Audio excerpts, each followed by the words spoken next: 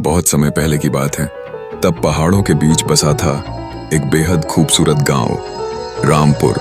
चारों ओर हरियाली, मीठे झरने और चहचहाते पंछियों से गूंजता ये गांव मानो किसी परी कथा से निकला हो। यहीं रहते थे चार शरारती और प्यारे बंदर, ढोलू, मुंशी, बग्गा और नीलू। दिन भर उधम मचाना, पेड़ों पर झूलना और गांव वालों को चिढ़ाना, यही थी इनकी जिंदगी। लेकिन फिर एक दिन रामपुर में हुआ कुछ ऐसा जो पहले कभी नहीं हुआ था। तो चलिए सुनते हैं रामपुर के इन चार बंदरों की मजेदार और जादुई कहानी।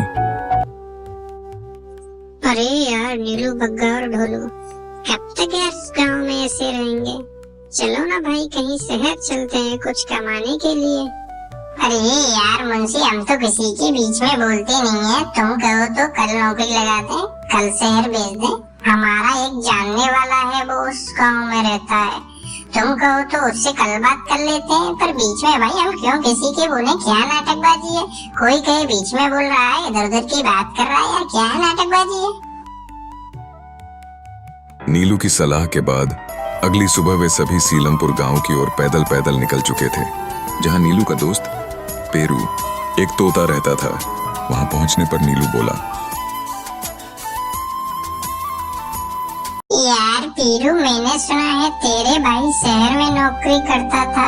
यार हम चार दोस्तों को शहर में नौकरी करनी है, कुछ बता यार, हम बहुत परेशान हैं भाई। उनके दोस्त पेरू ने उनको बताया कि शहर में एक नया इंजीनियर आया है, वो उन सभी दोस्तों को काम दे देगा। इस बात से खुश होकर वे चारों शहर का सपना लेकर शहर की ओर चल दिए।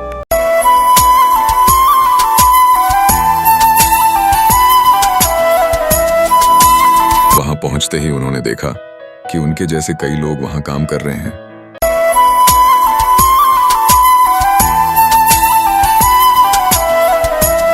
अगले दिन जब वो वहां पहुंचे तो इंजीनियर बोंगू बोला, सुनो भाई सारे ने, समझ का मीनिंग ये कि सही से काम करना पड़ेगा। सही से काम करोगे तो सही पैसा मिलेगा। बोंगू बेहद शातिर और बेईमान इंजीनियर था। सभी को बस अपनी बात कहता और जैसे ही कोई उससे कुछ पूछने की हिम्मत करता तो वो कह देता, पूछने का तो कोई मैटर ही नहीं है भाई। समझ का मीनिंग ये कि तुमको पैसे वाले कर दूंगा भाई। पैसा ही पैसा होगा यार। बोंगू की इन हसीन बातों को सुनकर चारों बंदर पैसे वाले हो जाने का ख्वाब सोचने लगे थे, मगर उन्हें क्या पता था उनकी ये खुशी एक भरम निकलेगी। हाँ भाई, क्या मैटर है? काम भाई फास्ट करो यार, तेज करो, तेज मन काम तेज चाहिए। धीरे का कोई काम नहीं होगा यार, तेज काम करो। ओए चुरकुट, तू अच्छे से सुन ले। समझ का मीनिंग ये है कि काम थोड़ा सा भी गड़बड़ हुआ तो इस मशीन से कुचल के साड़े मार दूंगा तन्ने में। इतने जुल्म सहने के बाद वे चारों बेचारे रोने लगे और वहां से बचने की तरकीब सोचने लगे। तभी ढोलू ने अपने पुराने दोस्त बोंगू को याद किया और चुपचाप उस पर कॉल लगा दिया और कहा, दोस्त मोंटी, हमको कैसे भी यहाँ से बचा ले। हमको ये इंजीनियर जान से मार देगा मोंटी। कैसे भी आ जा भाई। अबे ढोलकी के काई को मगजमारी कर रहा है? सीधा सीधा बता, कहाँ है रे तू? मोंटी यार क्या बताऊँ, हम सीलमपुर से थोड़ा दूर एक शहर में हैं।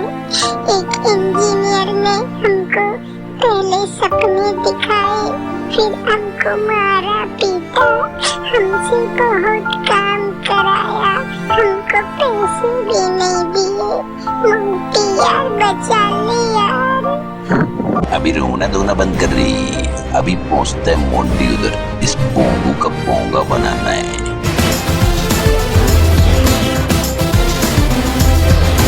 मोंटी ने वहां पहुंचते ही अपने दोस्तों के साथ मिलकर एक प्लान बनाया, जहां मोंटी नकली पुलिस वाला बनेगा और इंजीनियर बोंगू की सारी हरकतें फोन में रिकॉर्ड कर लेगा और उसको सबक सिखाने के लिए साइट पर एक गड्ढा खोद दिया।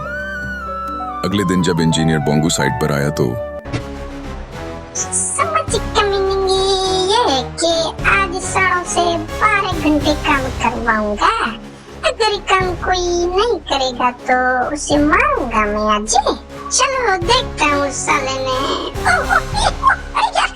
मरने को किसने गिर दिया भाई?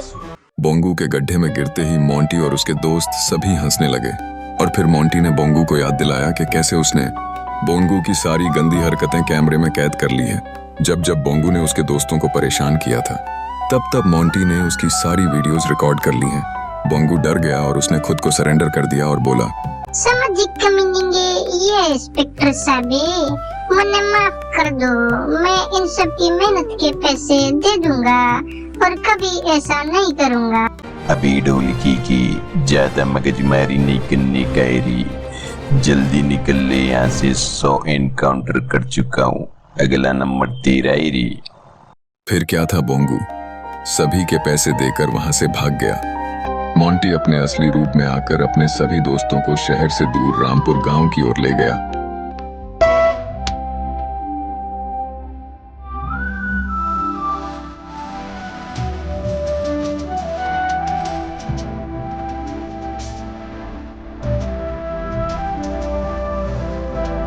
और यहाँ पहुंचते ही वे चारों बंदर फिर से खेतीबाड़ी करने लग गए और मजे से गांव में जिंदगी बिताने लगे। दोस्तों, इस कहानी से हमें ये सीख मिलती है कि कोई भी काम हमें बिना सोचे समझे जल्दबाजी में नहीं करना चाहिए और जीवन में भले ही दोस्त कम हो लेकिन काम के होने चाहिए। रामपुर की अगली कहानी सुननी है तो चैनल को सब्सक्राइब कीजिए। तब तक के लिए जय श्री कृष्णा।